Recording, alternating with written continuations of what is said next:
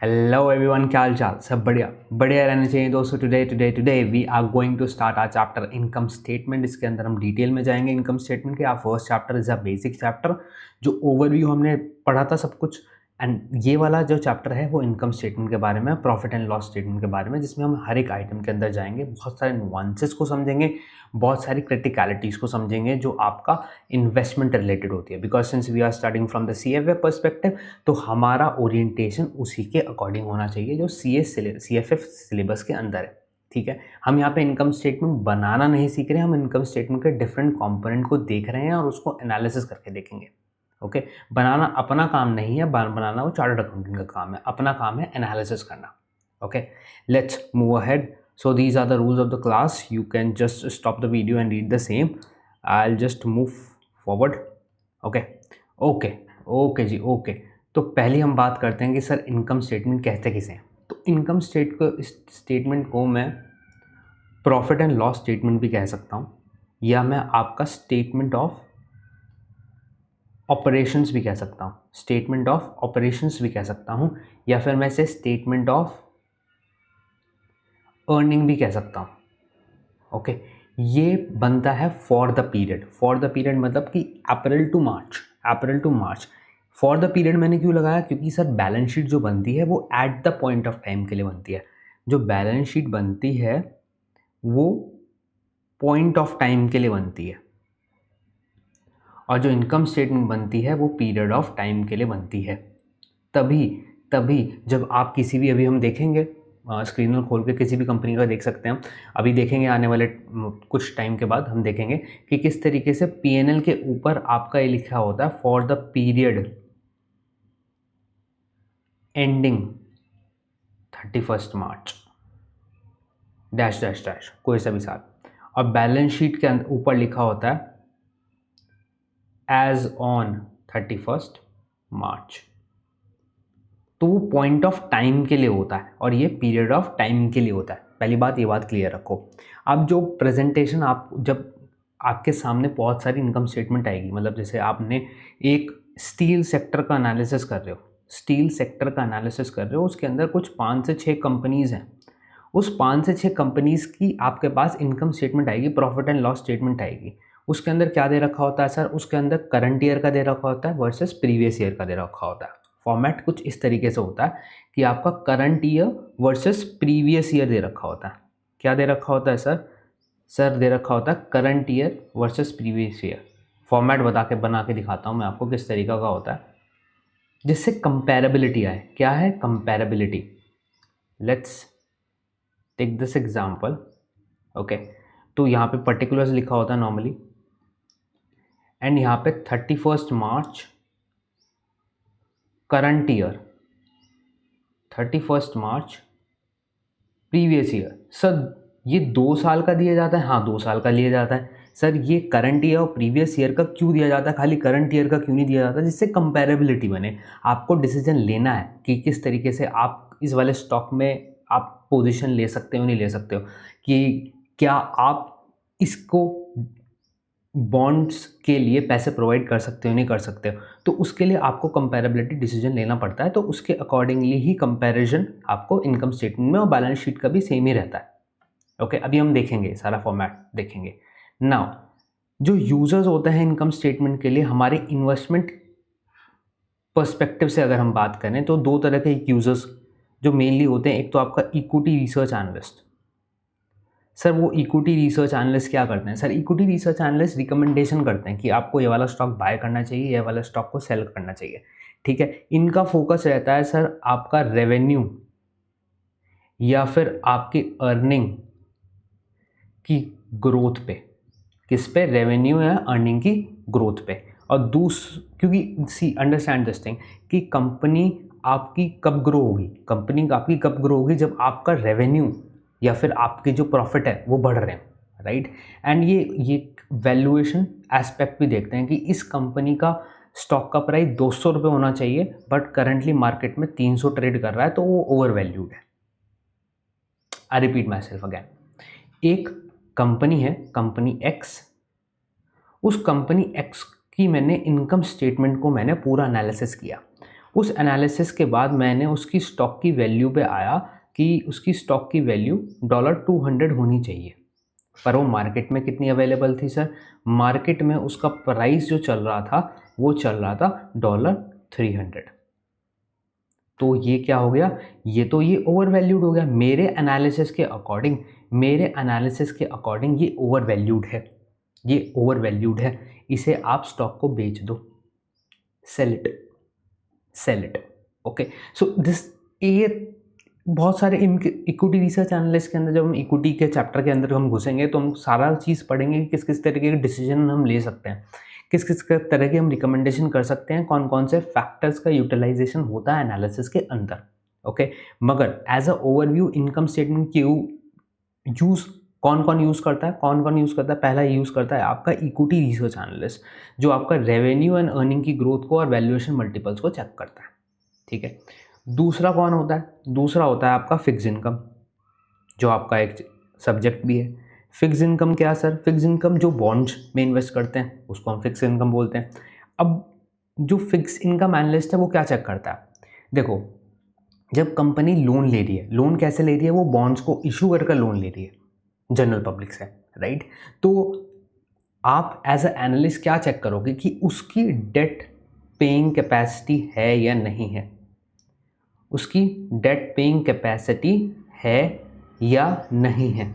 तो अब orientation different हो गया। इक्विटी रिसर्च एनालिस्ट में हम क्या देख रहा था? वो तो रेवेन्यू और अर्निंग का ग्रोथ मल्टीपल देख रहा था, मगर फिक्स इनकम में वो डेट पेइंग कैपेसिटी देख रहा है। तो देयरफॉर इसमें ओरिएंटेशन डिफरेंट हो जाता है, डिफरेंट यूजर्स के लिए ओरिएंटेशन डिफरेंट होता है।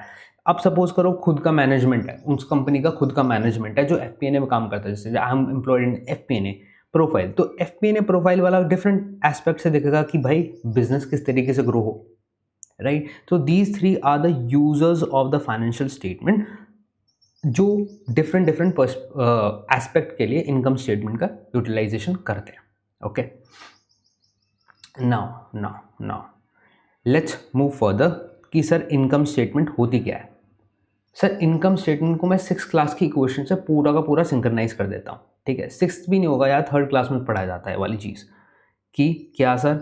Revenue minus cost is equals to profit. 3rd class में पढ़ाया जाता है, शायद इस बार अब सेकंड में हो गया हो, सेकंड या फर्स्ट में हो गया हो, राइट? तो इस वाले इक्वेशन में पूरी की पूरी इनकम स्टेटमेंट आपकी आ जाती है। ओके, कंपोनेंट डिस्कस करें इसके अंदर, कंपोनेंट डिस्कस करें, इसमें तो कोई प्रॉब्लम नहीं होनी चाहिए कि भाई रेवेन्यू मतलब कि जितना सामान मैंने बेचा, कॉस्ट मतलब जितना मुझे उसको सामान को बनाने में कॉस्ट लगी, और डिफरेंस उसका प्रॉफिट हो गया।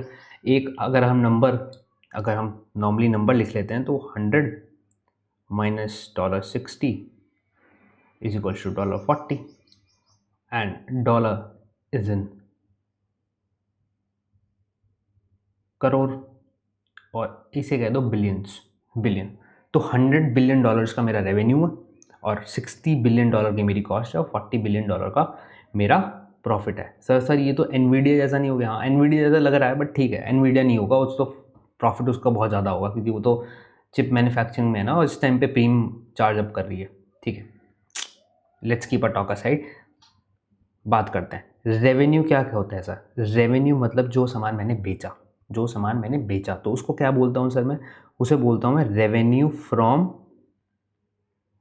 ऑपरेशंस।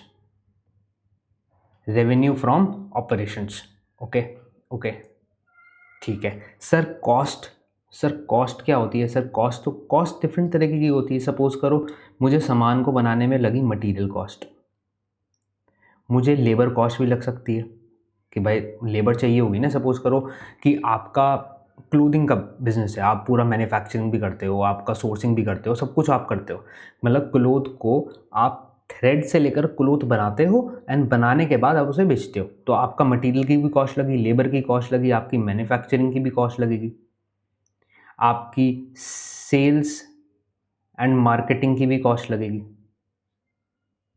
राइट? जो आपने प्लांट एंड मशीनरी आपने जो परचेज करा उसका डेप्रिसिएशन भी लगेगा,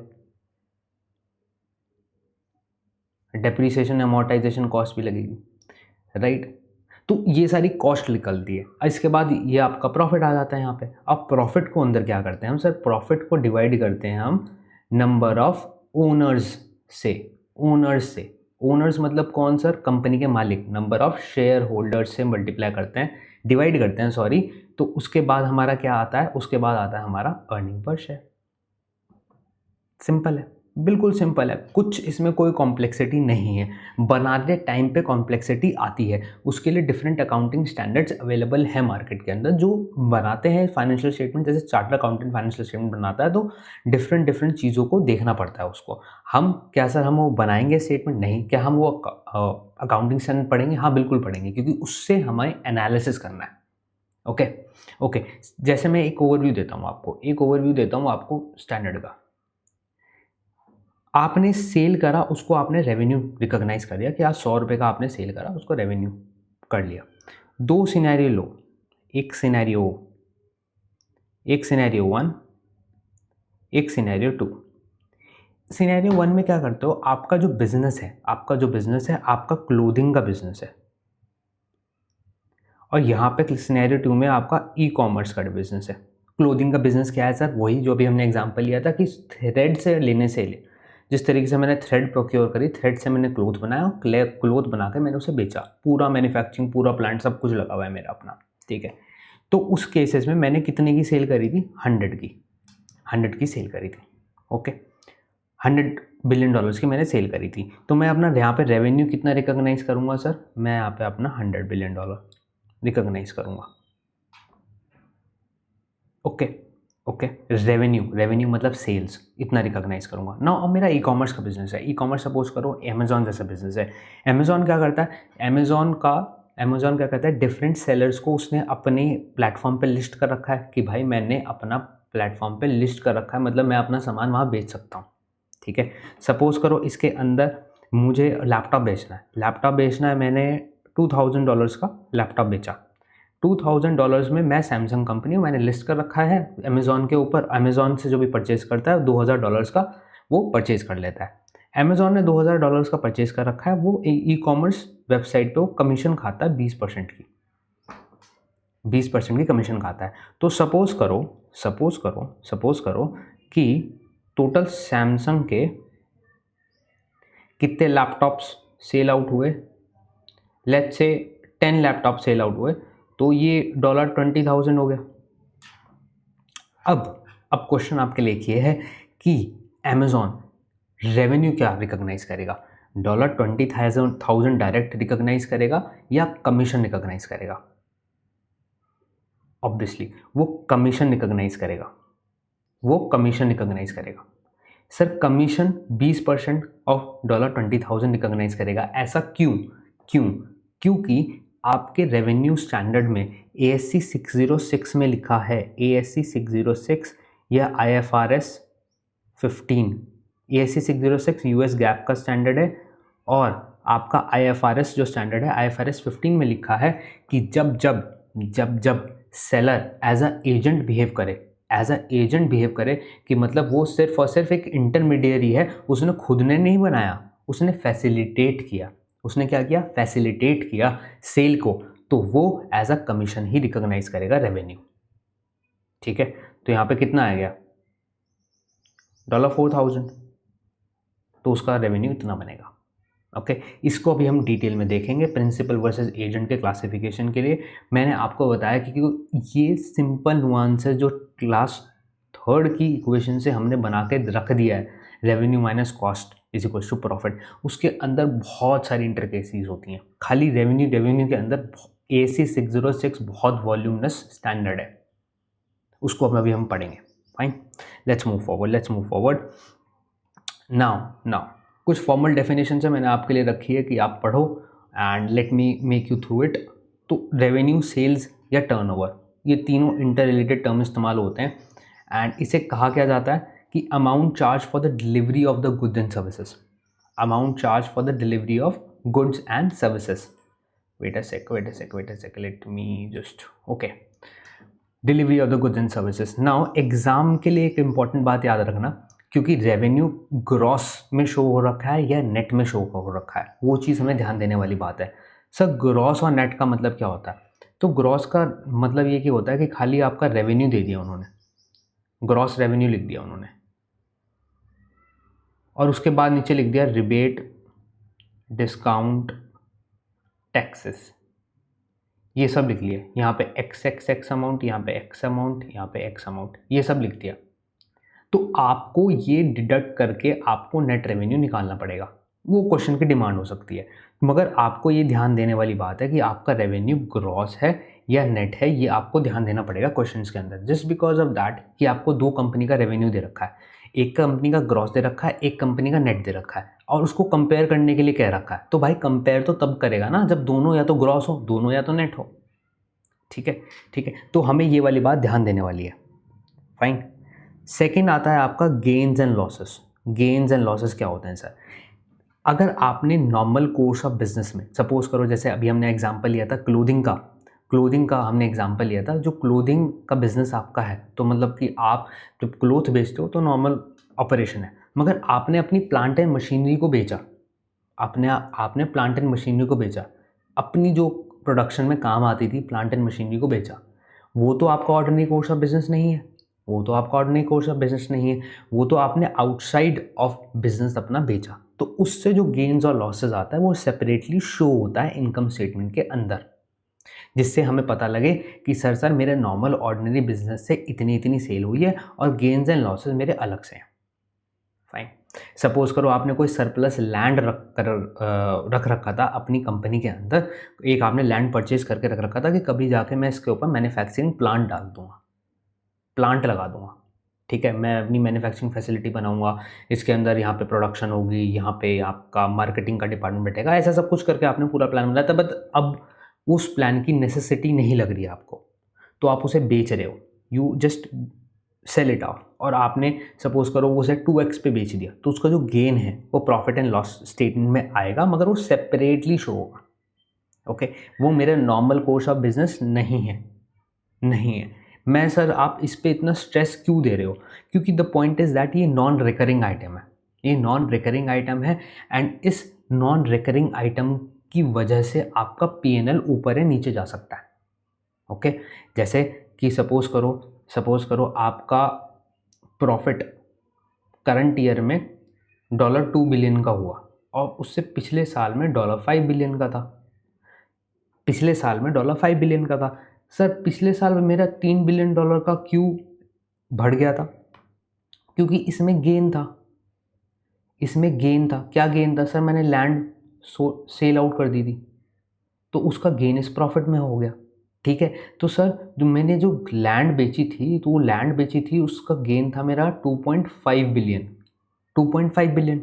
ठीक है, तो इसके अंदर से मैं, अगर मुझे इसको 2 बिलियन को और 5 बिलियन को कंपेयर करना है, तो मैं इसके अंदर से 2.5 बिलियन हटाऊंगा, तो मेरा रिमेनिंग क्या बच जाएगा? 2.5 बिलियन। तो फिर मैं कह पाऊंगा कि भाई साहब मैंने जो ऑर्डिनरी कोर्स ऑफ बिजनेस में जो एक्टिविटी नहीं थी उसको एक्सक्लूड करा, अब जाकर मेरा पिछले साल का रेवेन्यू नॉर्मलाइज हुआ है, दैट इज 2.5 बिलियन। उसको मैं कंपेयर करूंगा 2 बिलियन से, और जब मैं कंक्लूजन निकाल पाऊंगा कि मेरा इस साल की जो सेल हुई है वो 0.5 बिलियन, जो मेरा प्रॉफिट हुआ है वो 0.5 बिलियन कम हुआ है, वो मेरा प्रॉफिट 0.5 बिलियन कम हुआ है। राइट। तो ये सब चीज़ें अगर इससे पहले मैं कंपेयर करता 2 बिलियन और 5 बिलियन को, तो मेरा रॉन्ग अजम्पशन आती कि यार इन्होंने तो $3 बिलियन का प्रॉफिट कम हो गया कंपनी के अंदर, कंपनी का कुछ गलत कर रही है। नहीं, वो पिछले वाले में आपका गेन्स इंक्लूडेड था। क्या इंक्लूडेड था? गेन्स इंक्लूडेड था, तो मैंने उसे एक्सक्लूड करना है।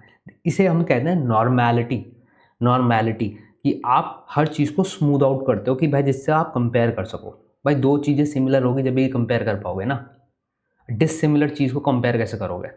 तो हमने यहाँ पे सिमिलैरिटी डाल दी इसके अंदर कि भाई उसको हमने एक्सक्लूड कर दिया, अब जाके हम इसे कंपेयर कर सकते हैं। Okay, now let's move forward. हम इसका तीसरा हेड आता है आपका एक्सपेंसेस। रेवेन्यू को मतलब सेल करने के लिए कुछ एक्सपेंसेस तो होते हैं आपके, मैन्युफैक्चरिंग का होता है, नॉन मैन्युफैक्चरिंग का होता है। एक और हेड आता है आपका अंदर operating and non operating. Operating मतलब कि काम करते, सपोज करो आपका बिजनेस है, आपका बिजनेस को चलाने के लिए जो खर्चा है वो ऑपरेटिंग में आएगा, अदर देन दैट खर्चा नॉन ऑपरेटिंग में आएगा। सर जैसे कि मैं मैन्युफैक्चरिंग कॉस्ट है, उस प्लांट को चलाने में, उस मशीनरी को चलाने में मैन्युफैक्चरिंग कॉस्ट लग रही है, वो मेरा ऑपरेटिंग में आएगा। नॉन ऑपरेटिंग क्या आएगा सर मेरा? नॉन ऑपरेटिंग सपोज करो मेरा इंटरेस्ट एक्सपेंस है, वो नॉन ऑपरेटिंग में आ जाएगा। ओके, उसकी अभी हम डिटेल प्रोसेस अभी हम देखेंगे। ओके, नाउ एक्सपेंसेस को एक तरीके से और भी कहा जाता है डिक्रीज इन द एसेट और the increase in the liability that results decrease in the equity excluding the owner distributions, excluding the owner distribution। Simple example समझते हैं। आपने लेबर कॉस्ट इनकर करी, क्लोथिंग का ब्रांड था अपना, आपने क्लोथिंग बनाने के लिए कॉस्ट इनकर करी। जब कॉस्ट इनकर करी, आपने लेबर लगा रखी थी, 4 बंदे लगा रखे थे काम के अंदर, और उसको आपने मंथली सैलरी दी। सैलरी कहाँ से दी? कैश या बैंक के थ्रू दी। जो मेरा एसेट है वो डिक्रीज होगा, जो एंट्री होगी वो तो ऐसी होगी ना। एंट्री कैसे होगी सर? एंट्री ऐसी होगी कि आपका लेबर डेबिटेड टू P&L, इस तरीके से होगी। सपोज करो मैंने 2000 रुपये दे दिए, 2000 रुपये नहीं, डॉलर्स के बारे में बात करते हैं, राइट? मैंने कर दिया। ये सही है क्या? बताओ, एंट्री सही है वाली? बिल्कुल गलत है वाली एंट्री, जानबूझ के लिखी है मैंने वाली एंट्री। P&L तो डेबिट होगा ना भाई, क्रेडिट कैसे हो गया P&L? ध्यान दो, ध्यान दो। अगर आपने 12th में नहीं पढ़ी है, अकाउंट्स पढ़नी चाहिए सबको। 11th की बुक उठाओ और पढ़ना स्टार्ट करो।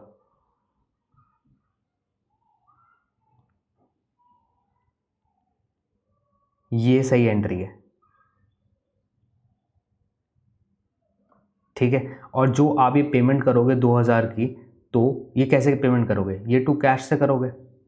कैश ही तो निकाल के दोगे अपने जेब के अंदर से, कैश ही तो निकाल के दोगे जब तो पेमेंट करोगे। ये तो डेबिट की एंट्री होगी, कैश पेमेंट भी तो करोगे।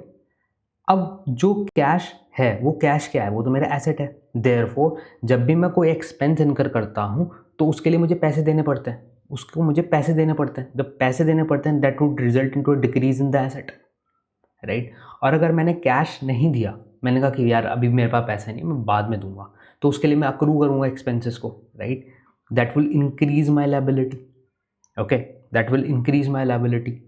और अगर मेरा एसेट डिक्रीज हुआ और मेरी लायबिलिटी इंक्रीज हुई तो मेरा इक्विटी तो डिक्रीज ही हो जाएगा इन एनी अदर केस, क्योंकि हमारी तो इक्वेशन ऐसी होती है ना, asset is equal to liability plus equity, ठीक है। या तो मेरा एसेट और इक्विटी कैसे निकलेगा? इसको मिटा के बताऊं मैं आपको? रुको, बड़ा हौच पौच हो गया यहाँ तो। Let's delete this. फाइन। तो इक्विटी कैसे निकलेगा? एसेट माइनस लायबिलिटी से, राइट। तो अगर मेरा एसेट रिड्यूस हो जाए या मेरी लायबिलिटी इंक्रीज हो जाए तो मेरा तो इक्विटी रिड्यूस ही हो जाएगा, राइट। क्योंकि ये तो सिंपल इक्वेशन है, इसमें नंबर डाल देंगे तो सिंपल चीज़ बन जाएगा। Therefore expenses would result in the decrease in the asset और increase in the liabilities, which ultimately result decrease in the equity। okay, so these are the things। तो हमने क्या क्या चीज़ें पढ़ ली? हमने पढ़ लिया रेवेन्यू एंड सेल्स। इसके अंदर हमें क्या ध्यान रखना है कि हमें ग्रॉस और नेट के बारे में बहुत समझकर हमें क्वेश्चन को अटेम्प्ट करना है। फिर हमने क्या बात करी? फिर हमने गेन्स एंड लॉसेस के बारे में बात करी, जो ऑर्डिनरी कोर्स ऑफ बिजनेस के पार्ट नहीं है। फिर हमने एक्सपेंसेस के ऊपर बात करी कि ऑपरेटिंग एंड नॉन ऑपरेटिंग होते हैं, और एक्सपेंसेस की एक फॉर्मल डेफिनेशन ये भी है कि it would decrease in the asset और increase in the liability. Fine. अगर अकाउंट्स में बैकग्राउंड नहीं है तो there is no worries on that part. Okay, डरना नहीं है अकाउंट से। 11th की किताब उठाओ, NCERTs उठाओ, ncrt.nic.in पे अवेलेबल होगी, पढ़ना स्टार्ट करो धीरे धीरे, because accounts at a certain point of time will help you in your analysis. Knowledge of the accounting standard will help you in your analysis. Okay, now let's move to the non-controlling interest. अब sir ये क्या चीज़ है non controlling interest? Okay, तो क्या होता है कि जैसे एक कंपनी होती है, कोई बड़ी कंपनी लेंगे, जैसे टाटा स्टील ले लो, टाटा मोटर ले लो, तो उसके अंदर बहुत सारी सब्सिडरी कंपनी बना रखी होती है, सब्सिडरी कंपनीज बना रखी होती है। कैसे सर? जैसे एक है आपकी टाटा मोटर्स, टाटा मोटर्स के अंदर एक है subsidiary company 1, subsidiary company 2, subsidiary company 3। उनका डिफरेंट डिफरेंट काम है। क्या क्या डिफरेंट डिफरेंट काम है कि कुछ मटेरियल प्रोक्योर करती हैं, कुछ टायर प्रोक्योर करती हैं, कुछ मटेरियल कंपोनेंट अलग बनाती है, कुछ सपोज लेट्स से हम उसको एक बात कर लेते हैं। टाटा मोटर्स एक पेरेंट कंपनी है, सब्सिडरी कंपनी 1 क्या करती है, वो टायर्स प्रोक्योर करती है या मैन्युफैक्चर करती है, कह सकते हैं। दूसरी कंपनी है जो आपकी कंपोनेंट्स बनाती है, जो इलेक्ट्रॉनिक कंपोनेंट्स होते हैं ना, वो बनाती है, जो गाड़ियों में इलेक्ट्रॉनिक कंपोनेंट्स फिट होते हैं। तीसरी कंपनी है मार्केटिंग कंपनी। तीसरी कंपनी कौन सी है? Marketing company. ठीक है, इसमें क्या कर रखा है, टाटा मोटर्स ने ना ये वाली कंपनी खुद सारी होल्ड नहीं कर रखी। मतलब कि सर जो सबसी कंपनी 1 है उसके अंदर टाटा मोटर्स की शेयर होल्डिंग सिर्फ और सिर्फ 65% है। डिफरेंट कलर से इस्टेब्लिश करता हूँ, रुको एक मिनट। क्या है? 65% है, इसकी अराउंड 55% है, और इसकी है मार्केटिंग वाले की अराउंड 50% है। तो क्या होता है, जब मैं ना कंसोलिडेटेड इनकम स्टेटमेंट बनाता हूँ, जब मैं इनकम स्टेटमेंट बनाता हूँ, प्रॉफिट एंड लॉस स्टेटमेंट बनाता हूँ, तो मैं इन सब्सिडरीज को भी लेके आता हूँ। ठीक है, सब्सिडरीज को भी लेके आता हूँ, तो इसके अंदर सब्सिडरीज के सारा रेवेन्यू अपना डाल लेता हूँ, सारा का सारा एक्सपेंस अपना डाल देता हूँ। ठीक है, उसके अंदर से फिर मैं नॉन कंट्रोलिंग इंटरेस्ट हटाता हूँ। क्या हटाता हूँ सर? Non controlling interest. कैसे किया मैंने कैसे कर लिया सर? ये मैंने कैसे कर लिया, मैंने मेरी सब्सिडरी कंपनी के सारे एसेट ले लिए, सारी की सारी लायबिलिटी ले ली। ओके, तो एसेट और लायबिलिटीज़, एसेट माइनस लायबिलिटीज़ आपका इक्विटी बनाते हैं। तो मैंने इस तरीके से फाइनेंशियल स्टेटमेंट बनाई कि ये सारी कंपनीज मेरी ही है, बट क्या ये एक्चुअल में मेरी है? नहीं, इसके अंदर से 65%, 55% एंड 50% मेरा। देखो मुझे इसके अंदर से ये वाला जो 100 माइनस 65%, ये 35% निकालना पड़ेगा, क्योंकि ये तो मेरा नहीं है। तो इक्विटी के अंदर से मैं इक्विटी के अंदर जो मेरा प्रॉफिट एंड लॉस की इनकम जाती है, उसके अंदर से मैं माइनस करता हूँ आपका नॉन कंट्रोलिंग इंटरेस्ट।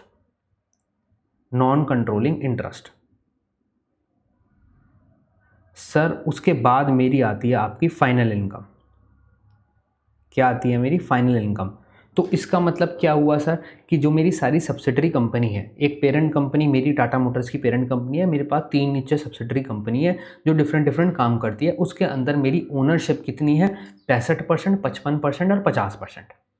ठीक है, तो उसके अंदर मैं जब कंसोलिडेटेड इनकम स्टेटमेंट बनाता हूँ कि मुझे इनका रेवेन्यू, इनका एसेट, इनकी लायबिलिटी सब कुछ इंक्लूड करनी है, वो मैंने एक ही बार में इंक्लूड कर लिया। आखिरी में मैंने एडजस्टमेंट क्या करी, मैंने अपनी कंसोलिडेटेड इनकम स्टेटमेंट में इक्विटी में से नॉन कंट्रोलिंग इंटरेस्ट माइनस कर दिया। वो क्या होता है सर? वो होता है जो ओनरशिप का प्रॉफिट होता है उसका, वो वाला सिर्फ इंक्लूड करना। जैसे कि सिर्फ 65% इंक्लूड कर रहा हूँ, तो पहले तो मैंने सब कुछ इंक्लूड कर दिया, सारे के सारे एसेट और लायबिलिटी इंक्लूड कर लिए। 100% सपोज करो मैंने फर्स्ट वाली सब्सिडरी को लेकर मैंने 100% एसेट, 100% लायबिलिटीज इंक्लूड कर ली। ठीक है, अब मेरी इक्विटी कितनी आएगी? 100%। 100% में से तो मुझे 35% का नॉन कंट्रोलिंग इंटरेस्ट माइनस करना पड़ेगा ना, जब भी मेरा 65% की फाइनल इनकम आएगी, क्योंकि इतना ही मैं ओन करता हूँ। Therefore it is like this। ठीक है, एक बार रीड करते हैं इसे। Portion of the net income attributable to the share holder of the consolidated subsidiary who are not owners of the parent. ठीक है, ये इंपॉर्टेंट सर, ये ऐसा स्टेटमेंट क्यों है? क्योंकि ये इस तरीके से आपका अकाउंटिंग स्टैंडर्ड के अंदर लिखा है कि इस तरीके से ही एडजस्टमेंट करनी है। ओके, इसको भी हम डिटेल में देखेंगे एग्जाम्पल के through. Let's move further now. एक प्रेजेंटेशन फॉर्मेट्स भी आपके अवेलेबल होते हैं। प्रेजेंटेशन फॉर्मेट ये क्या होता है कि किस तरीके से आपको इनकम स्टेटमेंट को प्रेजेंट करना है, किस तरीके से आपको इनकम स्टेटमेंट को प्रेजेंट करना है। तो इसमें दो तरह के फॉर्मेट्स आते हैं, एक होता है मल्टी स्टेप, एक होता है आपका मल्टी स्टेप फॉर्मेट और दूसरा होता है आपका सिंगल स्टेप। सिंगल स्टेप में क्या होता है सर? सिंगल स्टेप में आपको रेवेन्यू कॉस्ट वगैरह, रेवेन्यू ऊपर आपने लिखा, फिर यहाँ पे भांति भांति की कॉस्ट लिख दी और नीचे आपने प्रॉफिट निकाल दिया। This is a single step, no hard rocket science, nothing else. ठीक है। मल्टी स्टेप में क्या होता है, आप पहले लिखते हो रेवेन्यू, उसके बाद लिखते हो कॉग्स। कॉग्स मतलब cost of sales, cost of good sold, sorry cost of good sold लिखते हो, फिर आप यहाँ पे लिखते हो ग्रॉस प्रॉफिट। उसके बाद आप ऑपरेटिंग एक्सपेंसेस माइनस करते हो, फिर लिखते हो ऑपरेटिंग प्रॉफिट। इसे मल्टी स्टेप फॉर्मेट बोलते हैं। फिर नीचे आपका नॉन ऑपरेटिंग एक्सपेंस माइनस होगा, फिर आपका प्रॉफिट आ जाएगा। ठीक है। तो इसमें मल्टी स्टेप में कुछ और नहीं है, सिर्फ और सिर्फ क्या है कि सर मैंने इस वाले फॉर्मेट को जो है, जो इस वाले ये वाला फॉर्मेट है, इसको मैंने ब्रेक करके इस तरीके से लिख दिया, इस तरीके से लिख दिया। सर ये हम क्यों करते हैं, ये हम क्यों करते हैं? ये हम इसलिए करते हैं कि सपोज करो ये वाली कंपनी जिसका मैंने इस फॉर्मेट करा है, ये मैन्युफैक्चरिंग कंपनी है। कौन सी कंपनी है सर? मैन्युफैक्चरिंग कंपनी है। तो उसके ग्रॉस प्रॉफिट को जानना मुझे बहुत ज़रूरी हो जाता है, क्योंकि उससे मुझे ये पता लगता है कि भाई जो डायरेक्ट आपका डायरेक्ट प्रॉफिट हो रहा है वो कितना हो रहा है, उसे ग्रॉस प्रॉफिट कहते हैं, बिफोर ऑपरेटिंग एक्सपेंसेस। ये आपका ऑपरेटिंग प्रॉफिट कितना हो रहा है वो अलग से देख सकता हूँ मैं। ऐसा क्यों? ऐसा इसलिए क्योंकि अगर मुझे एक मैन्युफैक्चरिंग कंपनी को दूसरी मैन्युफैक्चरिंग कंपनी से कंपेयर करना होगा तो मैं ग्रॉस प्रॉफिट के बेसिस पे कर सकता हूँ। ओके। एंड मेरा ग्रॉस प्रॉफिट से मुझे क्या क्या चीज़ें पता लगती है सर? ये वाला पॉइंट बहुत ज़्यादा इंपॉर्टेंट हो जाता है। Multi step and single step बिल्कुल नहीं आने वाला, मगर ये वाला पॉइंट बहुत ज़्यादा इंपॉर्टेंट हो जाता है कि अगर मेरे पास मल्टीपल स्टेप्स है ना, तो इसके अंदर मुझे इसकी प्राइसिंग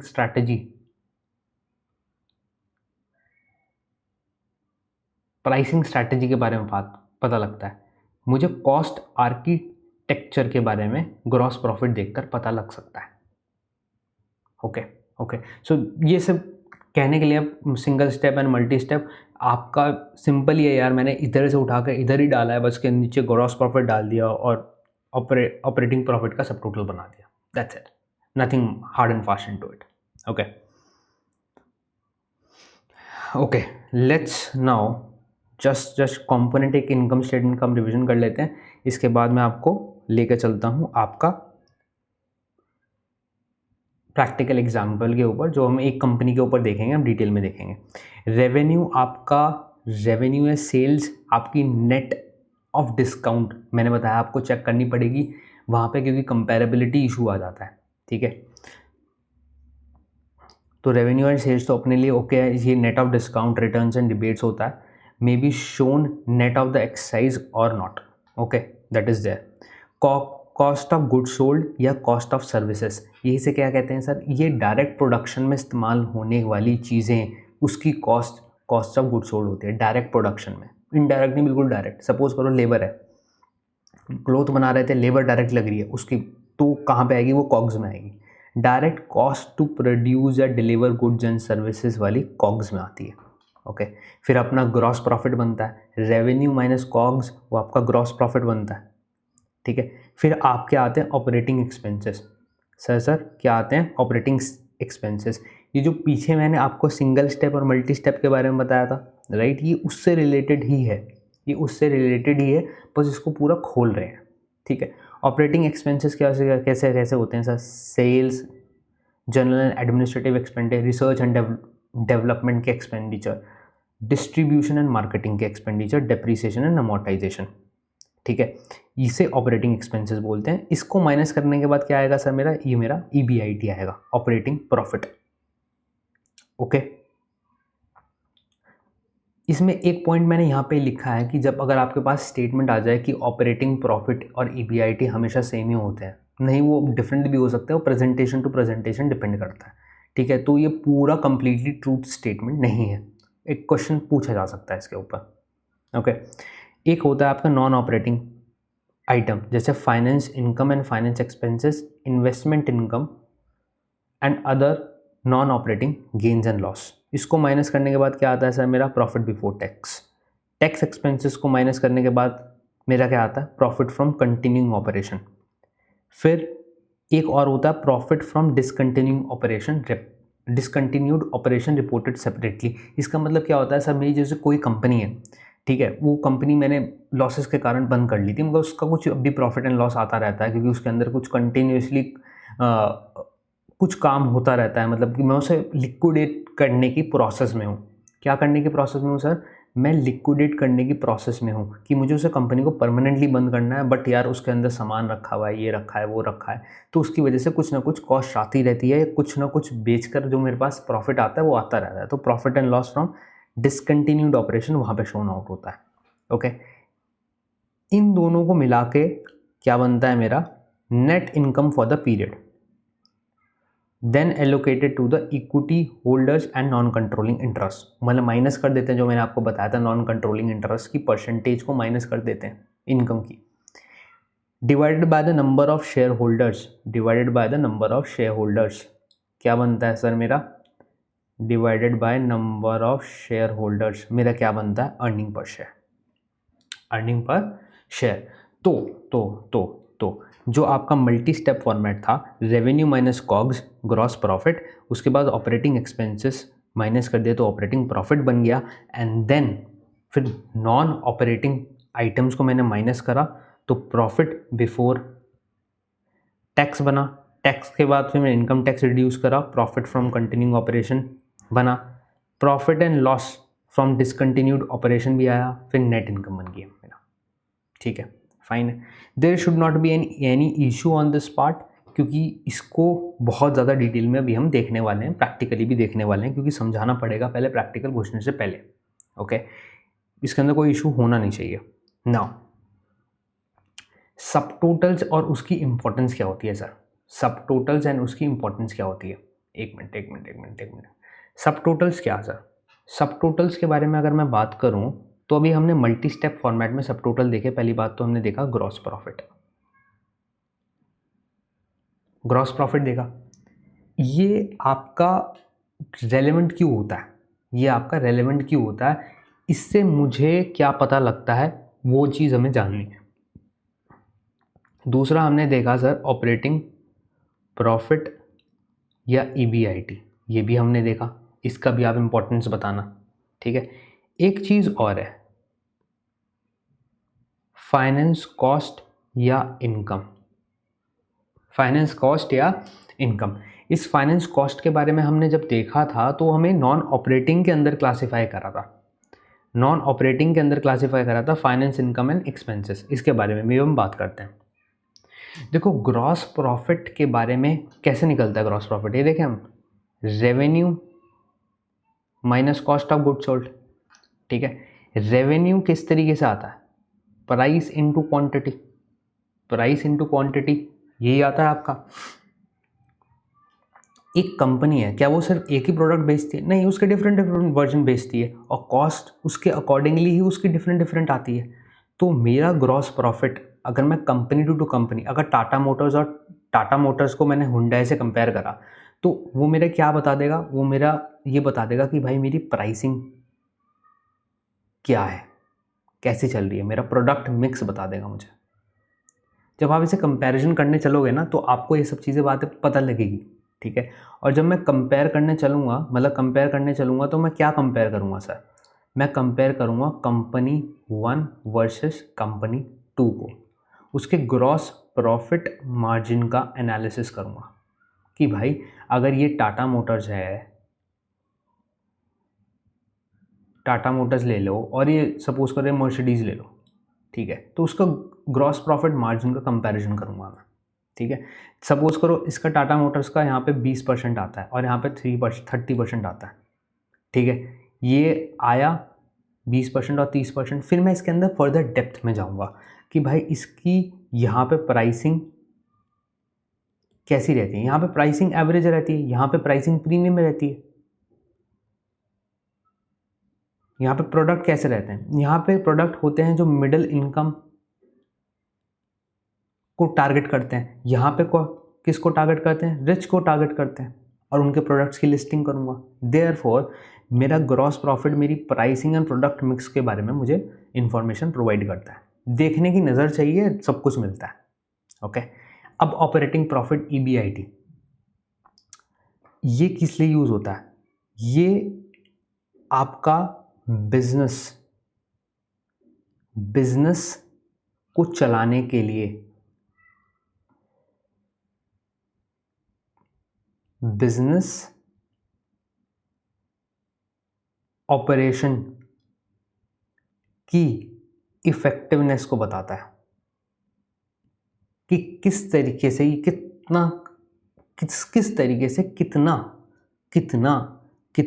इफेक्टिवली आपका बिजनेस चल रहा है। वो आपकी EBIT की परसेंटेज बताती है, क्योंकि ये पहले इंटरेस्ट और टैक्स के एक्सपेंस से पहले होती है। ये आपका सिंपल सिर्फ यही बताती है। और आप जब कंपेयर करोगे EBIT दो कंपनीज के बीच का, तभी आपको पता चलेगा। ठीक है, finance cost and finance income. Finance cost का मतलब क्या है सर? जो इंटरेस्ट की कॉस्ट होती है उसे हम फाइनेंस कॉस्ट कहते हैं। फाइनेंस इनकम मतलब जो मेरी इन्वेस्टमेंट इनकम, ये सर क्या होती है? ये मेरी नॉन ऑपरेटिंग होती है। ये मेरी नॉन ऑपरेटिंग होती है। सर मेरी नॉन ऑपरेटिंग क्यों होती है? क्योंकि यार मेरा धंधा नहीं है ना वो। ये तो मैंने आइडल पैसा रख रखा था, या फिर मैंने लोन ले रखा था, मेरा धंधा नहीं है।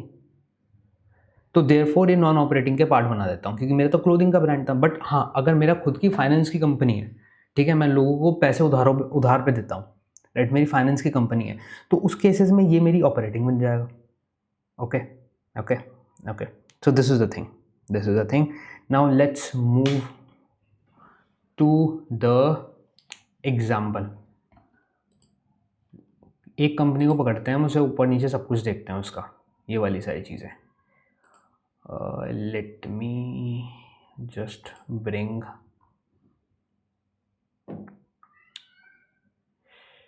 this thing, wait a sec। Tata steel खोल रखा है मैंने, and think now it's completely visible। I'll just okay, no worries।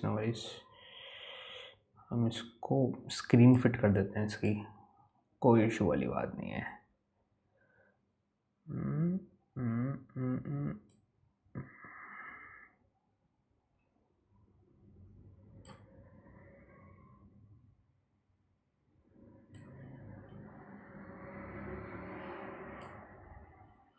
ठीक है, चलो जी चलो। अब बताओ कौन सी कंपनी देखनी है? कौन सी कंपनी देखें? यही देखें टाटा स्टील, या किसी और के ऊपर चलें? किसी और के ऊपर चलें क्या? इसे कम ही करना पड़ेगा यार। 100%। Okay fine, now it's good, it's fine.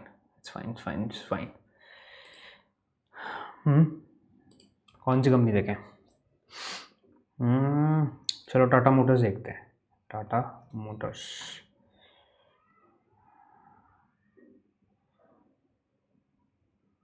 ये चीज़ देख रहे हो आप, डिफरेंशियल वोटिंग राइट, DVR। यही एक कंपनी जो डिफरेंशियल वोटिंग राइट इशू करती है इंडिया के अंदर। ऐसा है क्या? कमेंट्स में बताना मुझे, इसके बारे में डिस्कस करेंगे। तो this is a Tata Motors जिसका करंट प्राइस 396 चल रहा है। रिटर्न ऑन इक्विटी आपका नेगेटिव 400% है। ओके ठीक है, समझ गए। 5 ईयर्स का चार्ट देखें तो आपका ये सब है। चलो जी चलो, हमारा कंसर्न ये नहीं है। कॉम्पिटिटर्स कौन कौन से इसके? Ashok Leyland, SML Mahindra, Atul auto. देखो, जो बात करी थी हमने कि आपका सेल्स है और सेल्स के बाद एक्सपेंसेस है, एक्सपेंसेस के बाद आपका ऑपरेटिंग प्रॉफिट है। प्रॉफिट बिफोर टैक्स फिर आता है, फिर नेट प्रॉफिट, और फिर EPS आता है। सेल्स के ऊपर ध्यान दें हम, क्या है सेल्स में? सेल्स की तो ईयर ऑन ईयर ग्रोथ दे रखी है। एक्सपेंसेस में मटेरियल कॉस्ट और एम्प्लॉय कॉस्ट लग रही है। एम्प्लॉय कॉस्ट आपकी नॉर्मली एवरेज आउट है, ठीक है, सेम ही है, 6-7%, 6-7%। मटीरियल कॉस्ट यहाँ पे सिर्फ 1% बढ़ी है, बट ओवर द पीरियड ये नॉर्मली ऑन एन एवरेज ही है। डिटेल में नहीं है यार एवल कंपनी, क्योंकि डीमर्जर हुआ था ना इस कंपनी का। कुछ और कंपनी पकड़ते हैं, एमआरएफ पकड़ते हैं, एमआरएफ पकड़ते हैं, एमआरएफ पकड़ते हैं। ये वाला अच्छा शो नहीं करेगी एमआरएफ, एमआरएफ लिमिटेड। 1,25,000 का शेयर है इसका, ठीक है, अलग लेवल पे है भाई ये तो। बालकृष्ण, इंडस और अपोलो टायर्स, सीएट और जेपी टायर्स, ये कॉम्पिटिटर्स हैं इसके। नाउ ये वाली स्टेटमेंट थी, now this is very much important. आप जब सेल्स देखोगे, राइट, आप नॉर्मली जब भी आप फिगर्स उठाओगे, आप यहीं से स्क्रीनर से ही फिगर उठाने वाले हो। आप एनुअल रिपोर्ट में इतना ज़्यादा डिस्कस नहीं करो जाओगे नहीं इन फर्स्ट हैंड, राइट। अगर आप डिटेल में अगर फाइनेंशियल मॉडल बना रहे हो तो आपको उसको एजम्पशंस को और बहुत सारी इंट्रिकेसीज को चेक करना पड़ेगा एनुअल रिपोर्ट के थ्रू, बट नॉर्मली आप प्राइमा फेशिया यहीं से ही उठाने वाले हो डिटेल्स, ओके। तो अभी हम देखें इसके बारे में, सेल्स के बारे में। एमआरएफ क्या करता है सर? एमआरएफ टायर बनाता है सर, टायर बनाता है एमआरएफ। एमआरएफ टायर बनाता है, हमें तो उसका बिजनेस यही पता है। हाँ, यही बनाता है भाई, यही बनाता है, ठीक है। बिजनेस के बारे में जानना हो ना तो यहाँ पे पता लग जाता है की पॉइंट्स, अगर आपको बिजनेस के बारे में जानने हो। अरे चलो बाद में रजिस्टर करेंगे इसे, मैंने बता दिया आपको। यहाँ से की पॉइंट्स आपको पता लग जाता है। The company manufactures tyres for, सब कुछ पता चल जाएगा नीचे, ठीक है। Check it on your own. Now अभी हम यहाँ पे थे कि सर हमने सेल्स देखा, हमने एक्सपेंसेस देखा। एक्सपेंसेस में हम चलते हैं वही मटेरियल कॉस्ट और एम्प्लॉय कॉस्ट है, सेम ही है मटेरियल कॉस्ट और एम्प्लॉय कॉस्ट। और मटेरियल कॉस्ट नॉर्मली कम ही हो रही है नॉर्मली, तो मतलब एफिशिएंसी इंप्रूव हो रही है, ये ऐसा हम कह सकते हैं। तो आपका ऑपरेटिंग प्रॉफिट आया। अदर इनकम नॉर्मल सब सेम ही है। यहाँ पे देखो अदर इनकम एकदम से इंक्रीज हो रही है 98 से 113। तो this requires a detail investigation from your side, कि आप एनुअल रिपोर्ट को खोल के आप पढ़ोगे, देखोगे आप इसके अंदर की क्या हुआ है। फिर 126, फिर 108 एंड 125, ठीक है। फिर आपका प्रॉफिट बिफोर टैक्स है, टैक्स बनता है, नेट प्रॉफिट बनता है, फिर ईपीएस आ जाता है, अर्निंग पर शेयर, ओके। इसकी पीडीएफ्स यहाँ पे अवेलेबल होती हैं, नो वरीज। ये आपका डिटेल प्रॉफिट एंड लॉस है, प्रॉफिट एंड लॉस स्टेटमेंट है। पहले 2013 में 12,000 करोड़ का प्रॉफिट हुआ करता था, अब 30,000 करोड़ का है। Marvellous, marvellous man, marvellous. Profit before tax भी आपका इंक्रीज हुआ, डबल से हो गया प्रॉफिट। जिस तरीके से सेल्स बढ़ी है वैसे ही आपको प्रॉफिट भी बढ़ रहा है। फिर आपका ईपीएस आ जाता है। डिविडेंड पे आउट नॉर्मली ये 2% ही रख रहे हैं। हाँ, यहाँ पे 10% और 10% करा था 2022 और 2023 के अंदर, ये कोविड काल के टाइम के पीरियड के बीच में ही था 10% एंड 10%, राइट। नहीं दिख रहा होगा तो मैं थोड़ा और जूम इन कर देता हूँ। हाँ, that is okay now, fine. Okay. अगर आप सेल्स का कंपाउंडेड ग्रोथ देखोगे तो आपका 8% है 10 ईयर्स में, 12% आपका 5 ईयर्स में, और 13% आपका 3 ईयर में। प्रॉफिट का भी सेम ही हो रहा है प्रॉफिट का, बट यहाँ पे 6% है, ठीक है। 3 साल में 50%, fine. This becomes your balance sheet, okay, and cash flow statement. But हमारा क्या काम था सर? हमारा काम ये था कि हमें ना एनुअल स्टेटमेंट देखनी थी, ठीक है। ये देखो, ये एमआरएफ की एनुअल स्टेटमेंट है। मैं इसे जूम इन करता हूँ, एनुअल रिपोर्ट है।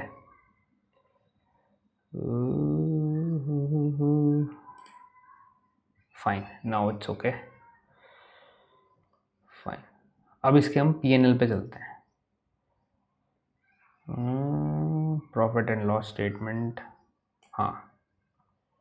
ये स्टैंड अलोन फाइनेंशियल स्टेटमेंट क्या होती है? जो खाली उसी कंपनी, पेरेंट कंपनी के लिए बन रही है, उसके अंदर सब्सिडीज इंक्लूड नहीं है।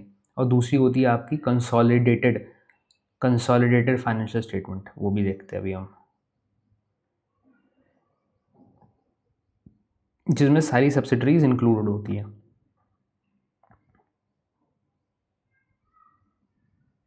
आजा भाई,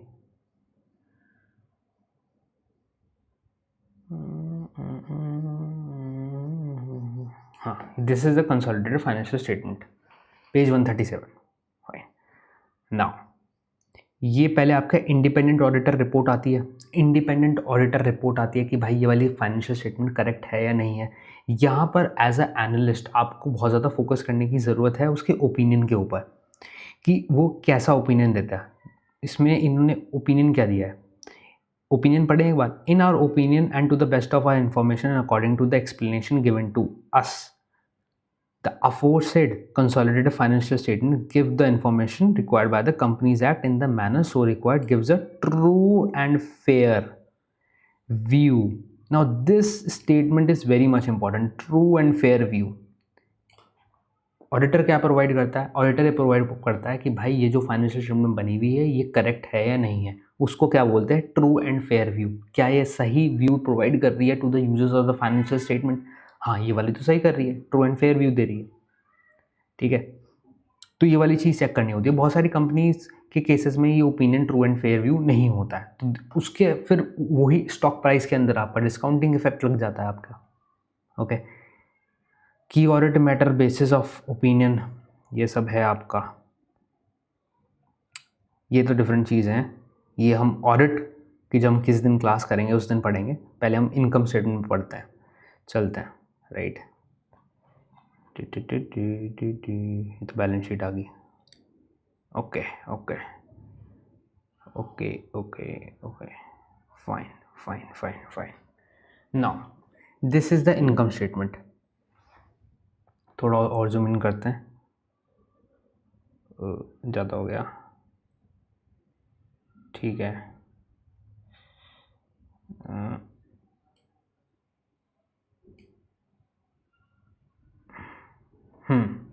तो पहली बात, हमने 2 ईयर एंडेड है, current year 31 March 2025 and the previous year 31 March 2024। Right, इसके बाद हम रेवेन्यू फ्रॉम ऑपरेशन को देखते हैं जो normally ordinary course of business में था अपना। Correct, then other income. Other income जो नॉर्मली मेरी अदर इनकम का पार्ट है, जो मेरे धंधे की इनकम नहीं है, जो मेरे धंधे की इनकम नहीं है वो अदर इनकम का में आती है, वो अदर इनकम में देखते हैं। फिर एक्सपेंसेस में क्या असर है, cost of material consume, purchase of stock in trade, change in inventories, employ benefit expenses, finance cost, आपका डेप्रिसिएशन, अमोर्टाइजेशन, अदर एक्सपेंसेस। ये टोटल एक्सपेंसेस का कॉलम बना, ऊपर वाला टोटल इनकम का कॉलम बना था। फिर मेरा प्रॉफिट बिफोर टैक्स आया, उसके अंदर से मैंने टैक्स के एक्सपेंसेस को रिड्यूस करा, current tax and defer tax को रिड्यूस करा, टोटल एक्सपेंसेस आया, प्रॉफिट फॉर द ईयर बन गया मेरा। Now profit for the year के अंदर से मैंने नॉन कंट्रोलिंग इंटरेस्ट को मैंने माइनस कर दिया, जो मैंने नॉन कंट्रोलिंग इंटरेस्ट के बारे में आपको बताया था। राइट, फिर आता है हमारा अदर कॉम्प्रिहेंसिव इनकम। इसको अभी छोड़ते हैं, इसको भी छोड़ते हैं। अदर कॉम्प्रिहेंसिव इनकम के अंदर क्या क्या चीज़ें होती हैं, एक कंपोनेंट होता है जो इसको मैं इस तरीके से शॉर्ट में बता देता हूँ, इसको भी हम डिटेल में देखेंगे। अदर कॉम्प्रिहेंसिव इनकम वो वाली इनकम होती है जो पीएनएल में नहीं आती, बस उसे अदर कॉम्प्रिहेंसिव इनकम क्या होते हैं। सर उसके कंपोनेंट्स क्या होते हैं, डिफरेंट डिफरेंट चीज़ें क्या लिखी हुई होती हैं, तो वो भी हम डिटेल में देखेंगे। तो अब मैंने प्रॉफिट एंड लॉस लिया प्लस अदर कॉम्प्रिहेंसिव इनकम ली, तो मेरी टोटल कॉम्प्रिहेंसिव इनकम बनती है। ठीक है, यहाँ पे टोटल कॉम्प्रिहेंसिव इनकम या लॉस आया मेरा, उसको मैं नंबर ऑफ शेयर से डिवाइड कर दूंगा तो मेरा अर्निंग पर शेयर आ जाएगा, अर्निंग पर शेयर आ जाएगा। सर इसके अंदर ना कुछ चीज़ें हैं जो हमें समझ में नहीं आई। एक तो हमें सर डेफर टैक्स नहीं समझ में आया। ओके, नॉर्मली डेफर टैक्स क्या होता है, डेफर टैक्स आपका होता है जैसे आप पीएनएल बनाते हो अपनी बुक्स ऑफ अकाउंट्स अपने इन्वेस्टर्स के लिए, अपने मतलब अपने एनुअल रिपोर्ट के लिए, इनकम टैक्स के अकॉर्डिंग इनकम स्टेटमेंट अलग बनती है। जो दोनों का डिफरेंस होता है उससे टैक्स का थोड़ा बहुत डिफरेंस आता है, वो यहाँ पे लिखते हैं डेफर टैक्स के अंदर, बस और कुछ नहीं है। कि सर ने क्या बोला, सर ने ये बोला कि सर जो इनकम स्टेटमेंट है वो बुक्स ऑफ अकाउंट्स के लिए अलग होती है और टैक्स पर्पज़ के लिए अलग होती है, उसमें थोड़ा बहुत डिफरेंस आता है, वो यहाँ पर डेफर टैक्स के अंदर लिखते हैं। डिटेल में हम बाद में चलेंगे। फाइन, नॉन कंट्रोलिंग इंटरेस्ट समझ में आ गया था सर। अदर कॉम्प्रिहेंसिव इनकम मैं अभी आपको बताने वाला हूँ एंड उसको टोटल बना के अर्निंग पर शेयर बनता है। राइट, थोड़ा अभी हम ये देखें रेवेन्यू फ्रॉम ऑपरेशन और अदर इनकम में क्या क्या आता है, देखें इस बात को। चलो जी, चलो देखते हैं। ये तो बैलेंस शीट के ऊपर है। Okay okay okay okay fine, ठीक है ठीक है भाई, समझ गया, मैं समझ गया।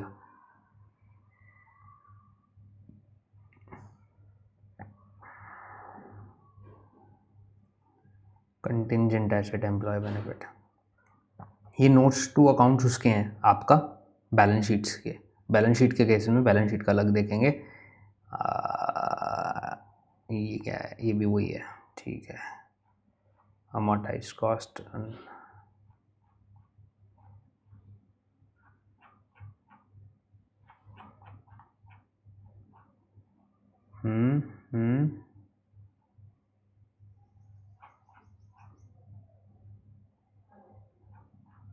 नाउ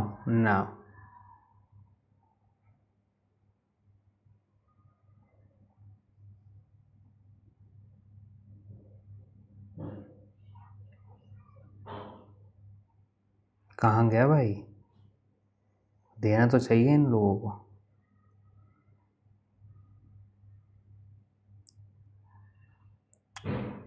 ये तो ख़त्म ही हो गई। चलो जी देखते हैं, एक मिनट रुको। Revenue from operations, revenue from operations ऊपर चला गया, लगता है हमने मिस आउट कर दिया इनकम स्टेटमेंट का। देख लेते हैं, कोई इशू नहीं है, कोई इशू नहीं है। देखना ज़रूरी है वो, क्योंकि revenue from operation note number 17 and 18 पे ध्यान देना है। 7, ये कौन सा नोट नंबर है, तो 2 ही है। नीचे आओ, ये कौन सा नोट नंबर है, 24। चलो ऊपर चलो, ये रहा। सो इसके अंदर रेवेन्यू फ्रॉम ऑपरेशन के अंदर क्या आ रहा है, सेल्स ऑफ गुड्स, जो उन्होंने टायर बेचे वो ये रहे। सेल ऑफ सर्विसेज, कुछ रिपेयर मेंटेनेंस की सर्विसेज होगी वो दिया। स्क्रैप में जो बेच दिया सामान वो दे दिया। सब्सिडी फ्रॉम स्टेट गवर्नमेंट जितनी मिली थी वो रख दी, और मिसलेनियस इन्होंने 0.47 में मान दिया, तो उन्होंने 28,153 करोड़ का आपका रेवेन्यू फ्रॉम ऑपरेशन हो गया। ये इस तरीके से बना, ठीक है। इसके बाद अभी हम इसके अंदर एक और चीज़ देखते हैं। हाँ, तो आपका ग्रॉस सेल्स कितना है, जो मैं कह रहा था ना आपको, ग्रॉस सेल्स और नेट सेल्स के बीच का डिफरेंस हमें देखना पड़ेगा। Reduction towards variable considerations, product turnover, prompt payment, discounts. Normally इसे आप डिस्काउंट समझो, क्योंकि अगर मैं वेरिएबल कंसिडरेशन बताऊंगा तो आपको अभी ASC 606 की नॉलेज लगेगी। तो नॉर्मली हम इसे डिस्काउंट समझते हैं कि 552 करोड़ रुपीज़ का डिस्काउंट था।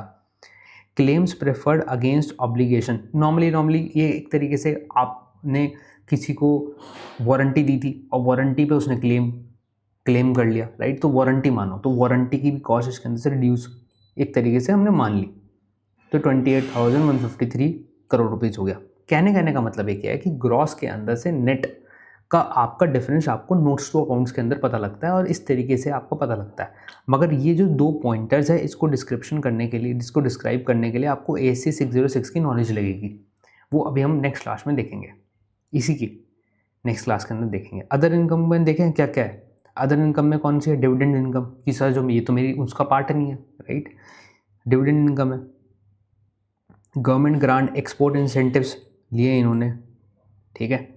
Net gain on sale of investments वो आई है। Net gain on fair value change in the FVTPL account ये आया है।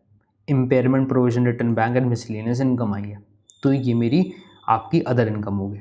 इन वाले जो डिफरेंट पॉइंटर्स है, जैसे आपका ये FVTPL अकाउंट, FVTPL क्या होता है, FVTPL क्या होता है, FVTPL होता है fair value through PNL, fair value through PNL, ठीक है। ये इंडियन अकाउंटिंग स्टैंडर्ड के बेसिस पे मैं आपको दिखा रहा हूँ।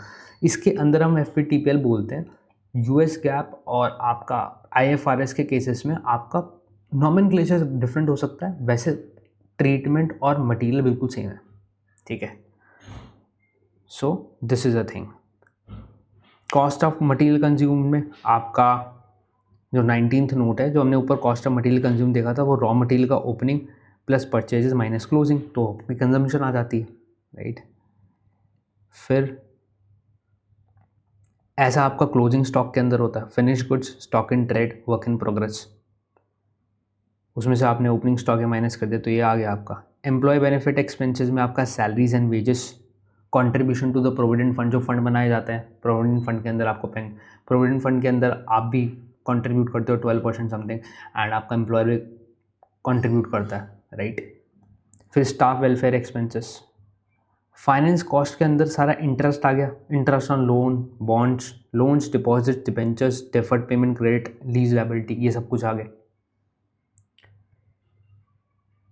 अदर एक्सपेंसेस की ये वाले पोर्शन आ गए कि अदर एक्सपेंसेस में बहुत सारी चीज़ें हैं, जैसे stores and spares consumed, power and fuel सबसे ज़्यादा इसमें लगा है, power and fuel 1 to 15 crore का, रेंट का, rates and taxes, insurance, printing, stationery, repair, building, ये सारे हैं, ऑडिटर की फ़ी, डायरेक्टर की fee, travelling fee, VAT, GST, commission, freight, ये सारे के सारे प्रोविजन आपके मिसलेनियस के अंदर था, और मिसलेनियस एक्सपेंसेस भी हैं।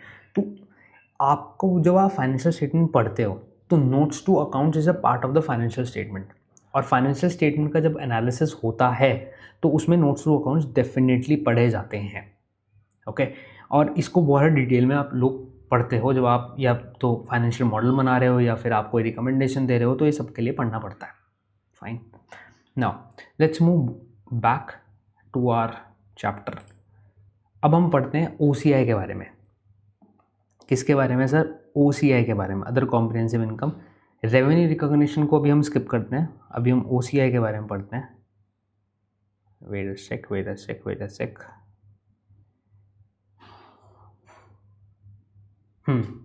Comprehensive income and other comprehensive income. Sir क्या हुआ? अभी हमने क्या देखा? अभी हमने ये देखा कि sir revenue minus cost, revenue minus cost, ये हमारा प्रॉफिट या नेट इनकम बन रहा था, जो भी हमने MRF का देखा था। इसमें एक OCI का कंपोनेंट आ रहा था, अदर कॉम्प्रिहेंसिव इनकम का, फिर यहाँ पे टोटल कॉम्प्रिहेंसिव इनकम बन रहा था।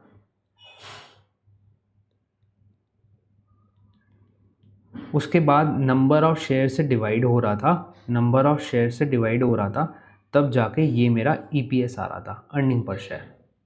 यही देखा था हमने। तो सर मुझे एक बात तो ये समझ में आ गई कि नेट इनकम या प्रॉफिट होता क्या है, ये मुझे समझ में आ गया। मुझे एक तो OCI बता दो, OCI के अंदर क्या क्या होता है, एंड टोटल कॉम्प्रिहेंसिव से जो बनती है वो कैसे बनती है। तो आप, अगर मैंने आपको OCI समझा दिया तो आप नॉर्मली टोटल कॉम्प्रिहेंसिव इनकम समझ जाओगे, ठीक है। अब OCI के अंदर कंपोनेंट कौन कौन से होते हैं? ये 4 कंपोनेंट OCI के अंदर होते हैं, जो P&L के अंदर नहीं आते, जो प्रॉफिट एंड लॉस स्टेटमेंट के लिए अंदर नहीं आते। क्यों सर? क्यों इसलिए नहीं आते? क्योंकि ये बहुत ज़्यादा फ्लक्चुएटिंग इन नेचर होते हैं। क्या होते हैं सर? फ्लक्चुएटिंग इन नेचर होते हैं। अब जब ये फ्लक्चुएटिंग इन नेचर होते हैं, इसकी वजह से मेरा प्रॉफिट, नेट इनकम बहुत ज़्यादा फ्लक्चुएट हो सकती थी, इसलिए मैंने इसको अलग रखा अदर कॉम्प्रिहेंसिव इनकम के अंदर। नाउ पहला कंपोनेंट कौन सा होता है? Foreign currency translation adjustment. क्या होता है? Foreign currency translation adjustment. Suppose करो TCS है, टाटा कंसल्टेंसी सर्विसेज यहाँ पे है, उसका सबसे ज़्यादा बिजनेस कहाँ पे होता है? US में होता है, यूरोप में होता है, तो वहाँ पे भी उसने सब्सिडरी कंपनी बना रखी है। अब वहाँ पे जो सामान बेचता है तो डॉलर्स में और यूरोज़ में बेचता है, मगर उसको अब फाइनेंशियल स्टेटमेंट बनानी है, इनकम स्टेटमेंट बनानी है, उसको कन्वर्ट करेगा रुपी के अंदर, राइट।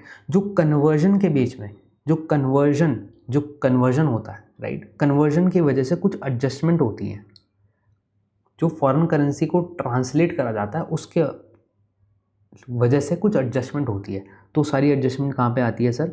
OCI में आती है। कहाँ पे आती है? OCI में आती है, ठीक है। सेकेंड वाला, अनरियलाइज गेन और loss on derivative accounted as hedge. Derivative accounted as hedge. Suppose क्या करो, रियलिटी की बात है कि US ने ईरान के ऊपर वॉर करी, राइट। US ने ईरान के ऊपर वॉर करी और ईरान ने उसको काउंटर रिस्पॉन्स दे रहा है। अब जो काउंटर रिस्पॉन्स दे रहा है, तो इन सब चीज़ों की वजह से वेस्ट एशिया में आपका बहुत ज़्यादा ऑयल क्रंच हो गया है, और वो सारा सप्लाई करता था वर्ल्ड को, ठीक है। तो अब उससे बचने के लिए मैंने डेरिवेटिव्स कॉन्ट्रैक्ट परचेज कर रखे थे क्रूड के ऊपर, क्रूड क्रूड मतलब क्रूड ऑयल के ऊपर मैंने परचेज कर रखे थे डेरिवेटिव्स कॉन्ट्रैक्ट। तो क्या होता है सर डेरिवेटिव्स कॉन्ट्रैक्ट कि अगर मेरा उसके ऊपर मुझे, अगर सपोज करो डेरिवेटिव्स कॉन्ट्रैक्ट क्या होता है, सिंपल बात है, अगर ऑयल अगर $20 पर बैरल आ रहा है, $20 पर बैरल आ रहा है और इसका प्राइस बढ़ जाता है तो भाई तो मुझे, मेरे तो बिज़नेस के लिए नुकसान हो जाएगा ना। तो मैंने इसके लिए क्या कर लिया, मैंने इसके लिए डेरिवेटिव परचेज कर लिया, मैंने कॉल ऑप्शन परचेज कर लिया, C+ कर लिया। तो मतलब कि अब जब जब $20 पे परचेज करा, मतलब कि अगर वेस्ट एशिया की वजह से दिक्कत आई, मतलब जैसे वॉर चल रही है और वो $50 पर बैरल हो गया, तो मुझे तो $30 का लॉस हो जाएगा। ठीक है, वो मुझे कहाँ से कवर अप होगा, वो मुझे यहाँ से कवर अप होगा कि मतलब कि जब जब $20 से ऊपर प्राइस जाएगा वो मेरा प्रॉफिट होगा। तो उसे कॉल ऑप्शन कहते हैं, उसे डेरिवेटिव्स बोलते हैं। ठीक है, इसकी वजह से जो मेरा $30 का क्या हुआ, गेन हुआ, गेन मेरा यहाँ पे आएगा, अनरियलाइज गेन। अभी मैंने बेचा नहीं था, अनरियलाइज गेन हुआ। अनरियलाइज गेन या the loss on the derivatives accounted as a hedge करा, मतलब अपने आप के लॉसेस को कवर अप करने के लिए मैंने डेरिवेटिव्स कॉन्ट्रैक्ट परचेज करे। ओके, तो वो कहाँ पे आते हैं, वो OCI के अंदर आते हैं। ठीक है, कुछ सर्टेन इन्वेस्टमेंट सिक्योरिटीज़ होती हैं, ठीक है, जिनको मैं होल्ड करके रखता हूँ। ठीक है, उसको मैंने बेचा नहीं, मैंने होल्ड करके रखा, मगर एकदम से उसका प्राइस बढ़ गया, एकदम से उसका प्राइस घट गया, तो उसका अनरियलाइज गेन और लॉस वो मेरा OCI के अंदर आता है। ओके, अब सर ये कैसी सिक्योरिटीज़ होती हैं, क्या नहीं होती, वो बताओ। US GAAP के हिसाब से available for sale debt securities वो OCI में आती है और ट्रेडिंग सिक्योरिटीज़ इनकम स्टेटमेंट के अंदर आती है। सर इसका मतलब क्या है, इसका मतलब ये क्या है कि भाई मैंने सेल के लिए निकाल रखे हैं तो अवेलेबल फॉर सेल है। ट्रेडिंग मतलब उसकी मैं परचेज खरीदना बेचना रेगुलर वे पे करता रहता हूँ। तो जो ट्रेडिंग सिक्योरिटीज़ हैं वो मेरी इनकम स्टेटमेंट के अंदर आता है, उनका प्रॉफिट एंड लॉस, और जो मेरा अवेलेबल फॉर सेल सिक्योरिटीज़ है वो मेरा OCI में आता है। ओके, नाउ IFRS के लिए अलग होता है ट्रीटमेंट, वो ये कि IFRS measurement categories determine whether the fair value changes go to the profit or loss or to OCI. Fair value through OCI possible for some debt and irrevocable election for certain equity investments. ठीक है, तो normally मैं बताता हूँ आपको, आपकी कुछ certain date securities हैं, डेट मतलब कि बॉन्ड्स डिपेंजेस हो गया, राइट, वो उसकी वैल्यू के अंदर एकदम से स्पाइक आया और एकदम से लॉस हुआ, वो इरिवर्सिबल है, वो इरिवर्सिबल है, तो उसका मैं OCI के अंदर डालता हूँ, राइट। नॉर्मली आपका IFRS के लिए वाला करने के लिए नहीं आएगा, आपको पहले US GAAP की स्टेटमेंट ही याद रखनी पड़ेगी कि आपका अनरियलाइज होल्डिंग गेन और लॉस सर्टेन इन्वेस्टमेंट सिक्योरिटीज़ के ऊपर आपका OCI के अंदर जाता है। That's all. जब आप इनकम स्टेटमेंट नहीं बना रहे हो तो आपको पूरा डेप्थ में घुसने की इतनी ज़रूरत नहीं पड़ेगी।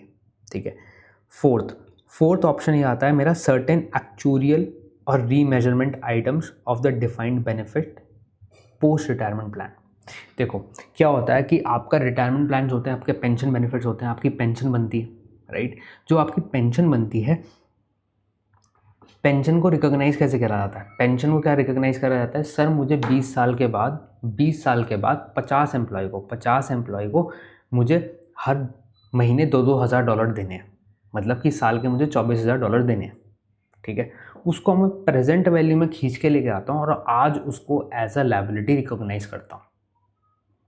उसको मैं 20 साल जो बाद पेमेंट करनी है उसको मैं आज खींच के लेके आता हूँ और उसे आज एज अ लायबिलिटी रिकॉर्ड करता हूँ। ठीक है, अब जो मैं खींच के लेके आया उसके लिए क्या ज़रूरत पड़ी, मेरा डिस्काउंटिंग रेट। ठीक है, जो $2,000 मुझे पे करने हैं वो बेसिस था कि भाई जो उनकी लास्ट सैलरी रहेगी उसके बेसिस पे था। तो बहुत सारी अजम्पशंस हो गई ना, बहुत सारी अजम्पशन हो गई कि 20 साल के बाद पेमेंट करनी है। पहली बात तो 20 साल, ठीक है। दूसरी बात $2,000 ही करने हैं, उससे ज़्यादा उससे कम भी हो सकता है based on the last salary. ठीक है, तो ऐसे बहुत सारे अजम्पशंस होते हैं जब मैं उसको खींच के लेके आता हूँ यहाँ पे पीछे। ठीक है, वो पेंशन प्लान के अंदर हम डिस्कस करेंगे। तो जो बहुत सारे जो अजम्पशंस हैं उसके अंदर जो चेंज होता है, सपोज करो मैंने डिस्काउंट रेट पहले 12% ले रखा था, अब मैंने 6% ले लिया। ठीक है, तो भाई इसकी वजह से तो लायबिलिटी बिल्कुल बढ़ जाएगी। नॉर्मली यही होगा ना कि अगर मैं डिनोमिनेटर में ज़्यादा से डिवाइड करके खींच के लेके आऊँगा तो छोटी वैल्यू आएगी, कम से लेके आऊँगा तो जब ज़्यादा बड़ी वैल्यू होगी, तो मेरी लायबिलिटी तो एकदम से बढ़ गई, राइट। तो जो रीमेजरमेंट इफेक्ट है वो आपका OCI के थ्रू आता है, ठीक है। जो चेंज हो रहा है वो OCI के अंदर शो करता है, ठीक है। देयरफॉर जब भी आप कॉम्प्रिहेंसिव इनकम किसी भी कंपनी की इनकम स्टेटमेंट को देखोगे तो उसके अंदर ये 4 एडजस्टमेंट आपको मिलेंगी। तो फॉरेन करेंसी ट्रांसलेशन एडजस्टमेंट, दूसरा आपका अनरियलाइज गेन या loss on derivative accounted as hedge, फिर तीसरा आपका अनरियलाइज होल्डिंग गेन्स और लॉस ऑन सर्टेन इन्वेस्टमेंट्स, और चौथा आपका एक्चुअरियल या remeasurement items of the defined benefit या फिर पोस्ट रिटायरमेंट प्लान्स, ठीक है। नाउ ये हो गया आपका OCI, राइट। फाइन। नाउ आपकी अब प्रेजेंटेशन चॉइसेस क्या रहती हैं? सर प्रेजेंटेशन का चॉइसेस का मतलब क्या कि जो आप इनकम स्टेटमेंट शो अप करते हो, जो आप इनकम स्टेटमेंट बनाते हो, तो उसके आपके प्रेजेंटेशन चॉइसेस क्या रहती हैं?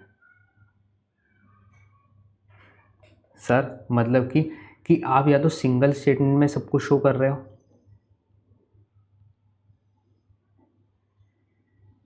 या आप 2 स्टेटमेंट में सब शो कर रहे हो। सर मतलब क्या कि भाई मैंने नेट इनकम प्लस OCI को टोटल कॉम्प्रिहेंसिव इनकम बना के शो कर दिया, जैसे अभी हमने देखा था, राइट, MRF के केस में देखा था।